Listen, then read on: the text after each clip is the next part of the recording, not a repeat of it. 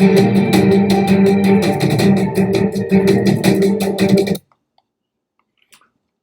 and welcome to another edition of UFO Video Addicts. Let me give you a quick preview of what I got coming up in this video. This is a video from about 2 years ago of a strange craft floating down from the sky and entering the ocean.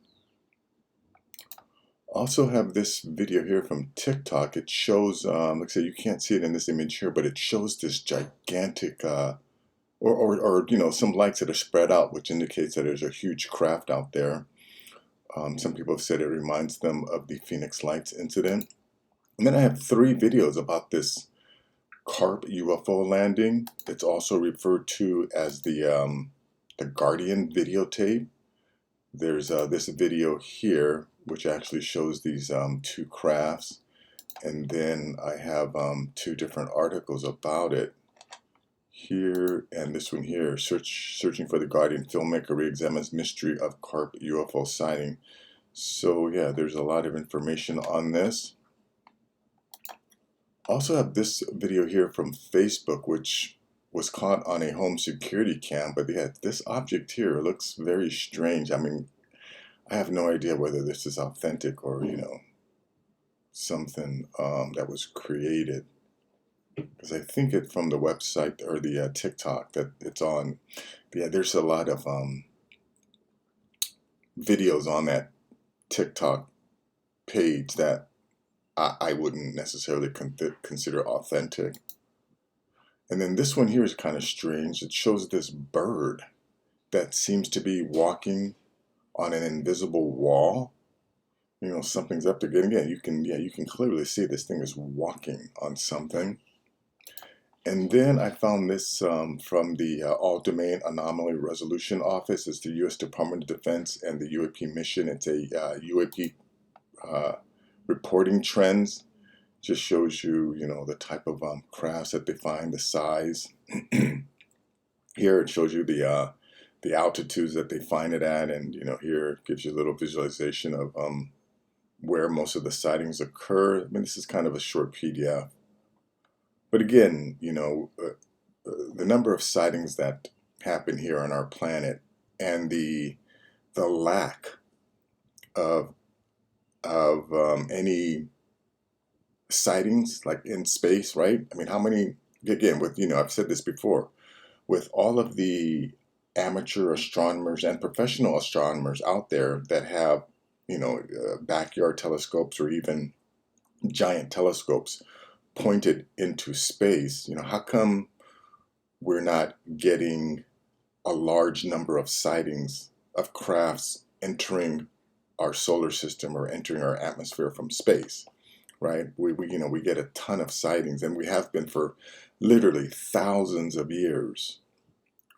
Sightings of crafts right here on our planet, coming in and out of our oceans, in and out of our lakes, in and out of volcanoes.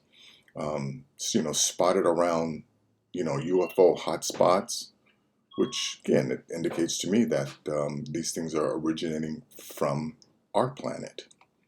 And then last is this article here about Norman Bergrum, ex-NASA engineer. There is extraterrestrial activity in Saturn's ring, Earth-sized UFOs spotted. So yeah, down here there's also a video of an interview he did with Carrie Cassidy, you know, where he talks about these gigantic crafts. You know, some of them are like 5,000 miles long, and he says that, you know, what he's observed based on the data that he received from the Voyager probes that we sent out there, that these things have something to do with the rings that are created around Saturn. And again, not only Saturn, but apparently Neptune also has some rings that I don't think you can that can be seen with the naked eye. I think it's in the infrared or the ultraviolet light spectrum. But there's also images in here. But anyways, let's well, yeah, you know, if you appreciate the time and effort that I put into bringing this information to you, please subscribe. Please share this information, and more importantly, yeah, subscribe. I already said that.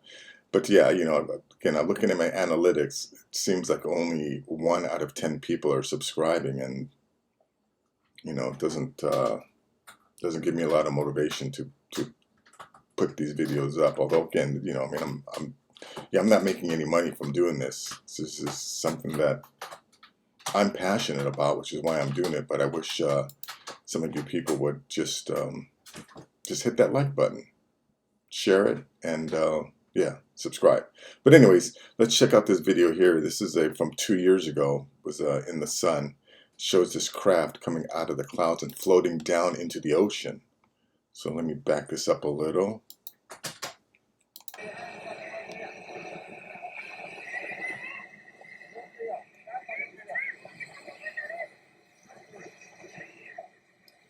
Tahu.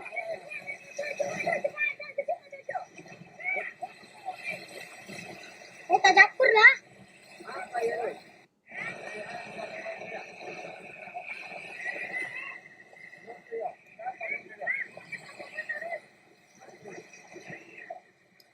Tak tahu.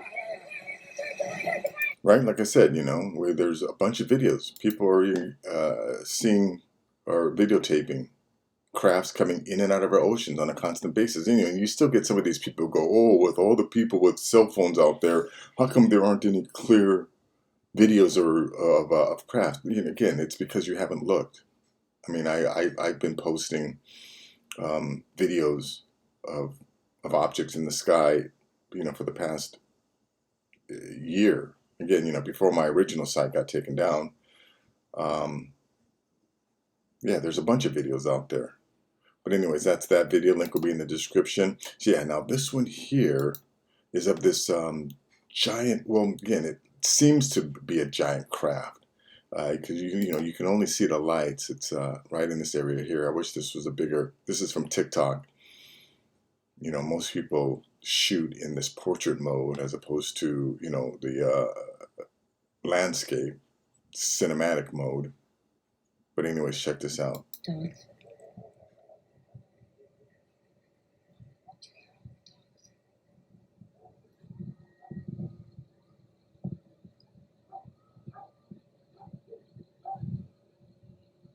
Yeah, you see how, let me see if I can stop it right at all. Yeah, look at this light here.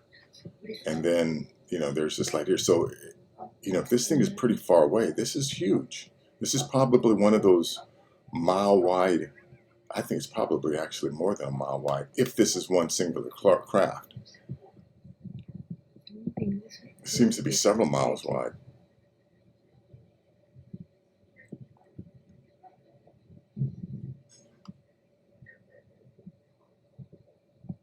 Yeah, the red one's in the center. What the hell is it? It's a giant, yeah, she's like, what the hell is it? It's a giant UFO. Anyways, that's that. Now, I got these 3 videos here of this, what's called the Carp UFO sighting. Let me play this a little here. That Guardian had sent starts off with flares or some sort of red light, 4 of them, burning, nighttime picture. So it's totally black background with these 4 flares or red lights. And beside it, stationary, is a large, I'll say a large object. The only way you know there's anything there is the fact that it's illuminated from underneath. And it's a very, very bright, intense light. And on top of this structure, because it's apparent something was there, was a rotating or a flashing beacon. That's that. And then here's an article about it, actual Guardian videotape here. Everyone has heard of the famous 1947 UFO crash in Roswell, New Mexico, but there are stories of UFO crashes from around the world, and several dozen stories of these incidents have happened in North America over the last several decades. There is evidence that governments have been desperate to capture UFO technology for years. This means that they have been doing their best to bring these objects down at times. Even if the objects don't instigate or initiate any type of aggression, the majority of cases show that these objects perform evasive maneuvers to avoid our own aircraft. A well-known incident among UFO researchers comes from Carp, Ontario, a small community located near Ottawa. In 1989, an extraterrestrial craft crash-landed in the swamps just outside Carp. A declassified document from Canada's Department of National Defence describes the scene with military soldiers desperate to retrieve the wreckage and any other debris that may have tumbled from their spacecraft in the surrounding the area.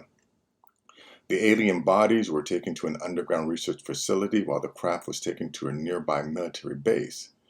The documents were leaked and distributed by an individual self-identifying as Guardian and were accompanied by photos as well as a VHS tape recording of the UFO. The story spread quickly at the time. Newspapers picked up the story and eventually made its way to the television screen, appearing in paranormal documentaries and shows. So yeah, so here's another video of this thing.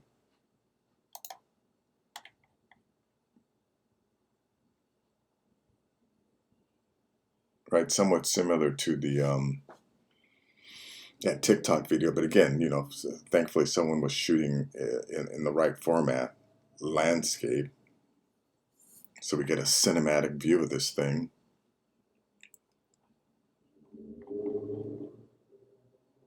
Yeah, no audio with this, but that's that. And then we'll also have this article here from the Ottawa Citizen, searching for Guardian, filmmaker re-examines mystery of Carp UFO sighting. It's the unresolved mystery of an unresolved mystery. Yeah, this video here has nothing to do with it. There's no video accompanying this. Who was Guardian? The person whose blurry videotape of strange flashing lights in a field near Carp more than 30 years ago lured UFO researchers and TV crews to the West Carleton-like conspiracy theorists to an Area 51 picnic. It's the question Toronto filmmaker Nick Grove plans to explore when he visits the area next month to film a documentary on the events of the fall of 1989 for CBC Doc's POV. The film, Searching for Guardian, is looking at the eyewitness report of a purported spacecraft landing and lurid claims of aliens who worked with the Nazis and planned to enslave humans. Now, I don't know how they determine that.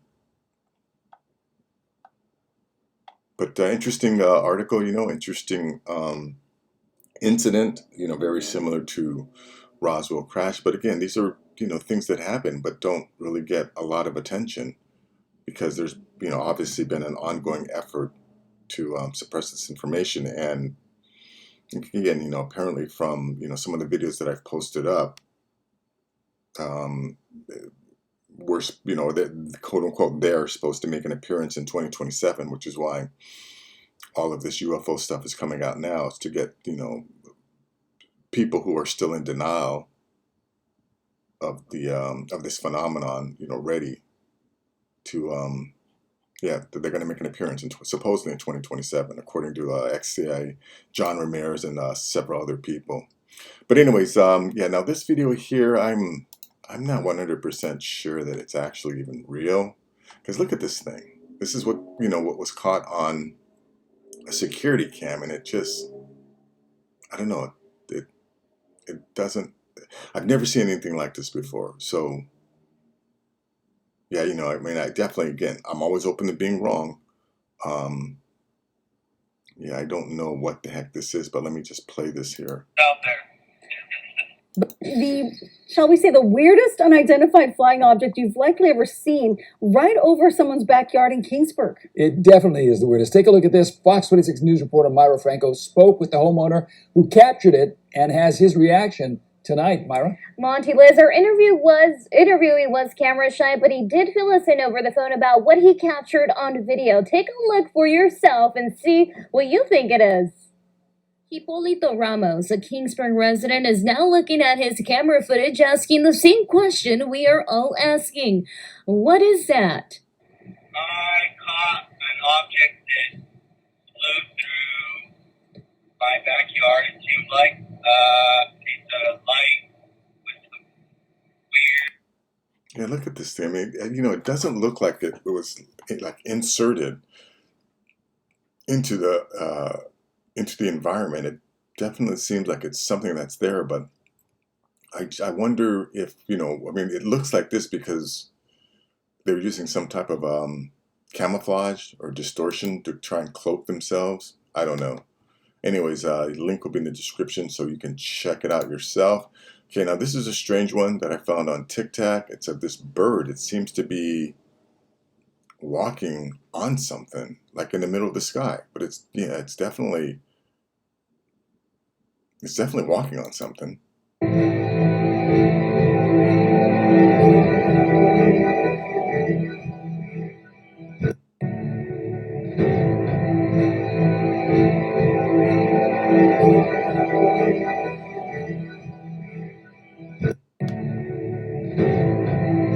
Yeah, see, it just keeps, it's only a 9-second video, but yeah, someone want to try and explain that? What's going on? Are we, here I can see some, looks like electrical wires down here, but is there an invisible wire up there? It seems to me like it's walking on something solid and sturdy, right? It has no hesitation.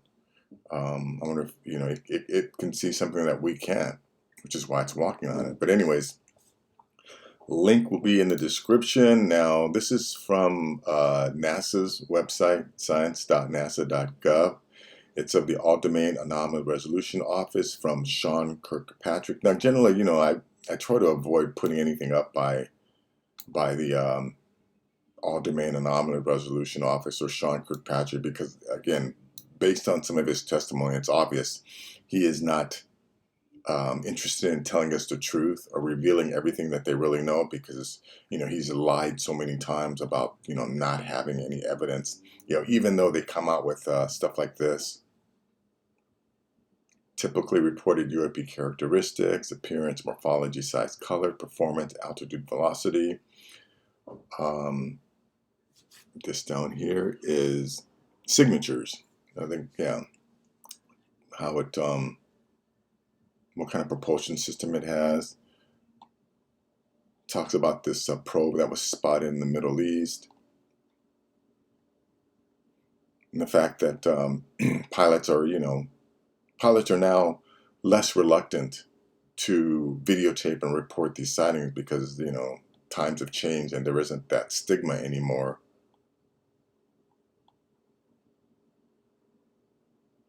But I thought this was kind of interesting, so I thought I would include it. And now last, I got this article here from How and Why. It's about Norman Bergrum, who wrote this book called The Ringmakers of Saturn. Dr. Bergrum is the author of the books Ringmakers of Saturn and Tomorrow's Technology Today, which documents the existence of extraterrestrial vehicles of immense power. A scientist who pioneered the methodology of thermal ice prevention design. He is also credited with roll stability laws for airplanes and missiles. Originally I think he worked for Ames Research Facility, which eventually became NASA.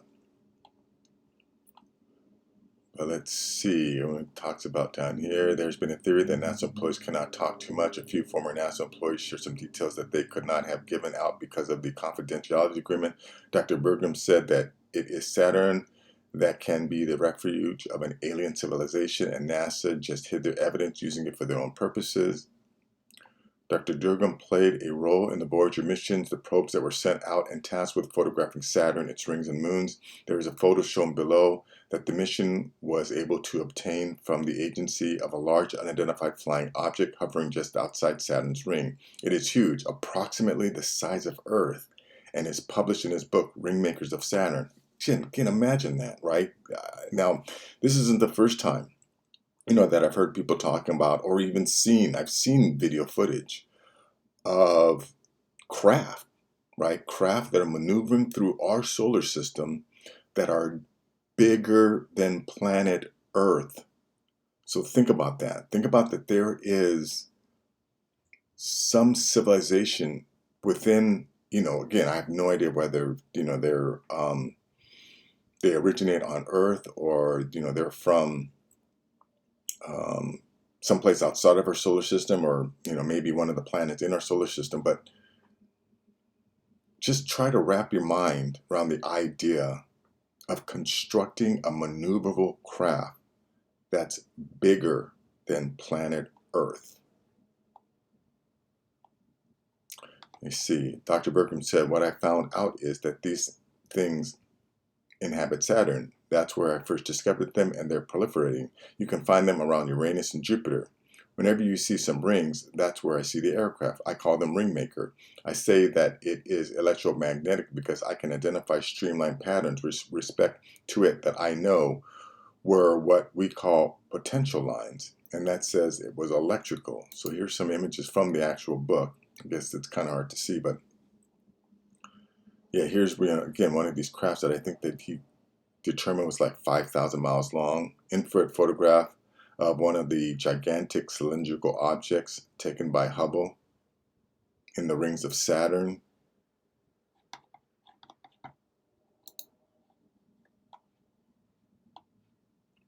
And then let's see, and yeah, and here's a this is a pretty long yeah, 24, almost 25-minute video of interview that Kerry Cassidy did several years ago. But let me just play a little bit of this. Let me see, let me go to like 54. Here we go. Okay. Well, did we build it? Pardon? Did we build it? Did who built it? The craft. I don't know who built it, but what I found out is these things inhabit Saturn. That's where I first discovered them, and they're proliferating. They're now at Uranus and Jupiter. Wherever you see some rings now, why, that's one of these. You see the craft. Yeah, I call it a ringmaker. Okay, you call it a ringmaker. Yeah, and I can say it's electromagnetic because I can identify streamlined patterns with respect to it that I knew were what we call potential lines, and that says it was electrical. When I worked at Lockheed, I had documents that were indeed top secret. Really? Wow. Oh yeah, and then I went through the first generation of the Polaris underwater launch vehicle, and then I got tapped to go behind closed doors. Oh, you did? Yeah, and I was there for till I got claustrophobia. 3 doors to get to your. Yeah, I had to sign my life away for 30 years. Wow. Is it still in effect right now? No. No? So could you tell me anything? No. You can't? Mm. Why? What would happen? I prefer not to find out. Might have seen some craft in those hangars. Is that right? It was my first clue that there was something in space that was different. Okay. Yeah, and, that's as I much, was handed one day. that's as much as I want to play with that. But I just found something interesting. I've looked for this book, Ringmakers of Saturn. Now, apparently, you can get a paperback version for $58.50. But look how much the hardcover is, $887. And I believe that these are used. I don't know if they're still publishing this. Smart man explaining starships of extraordinary size in the rings of Saturn explains the data and implications for us here on Earth. The truth is out there and will set us free. Yeah, and I remember, what he's talking about in this book is not speculation. It's not something he believes in, right? It's something, or it's conclusions that he's come to based on evidence, based on data that was taken from the Voyager 1 flights to Saturn in the 1980s. So, yeah. Definitely check this out.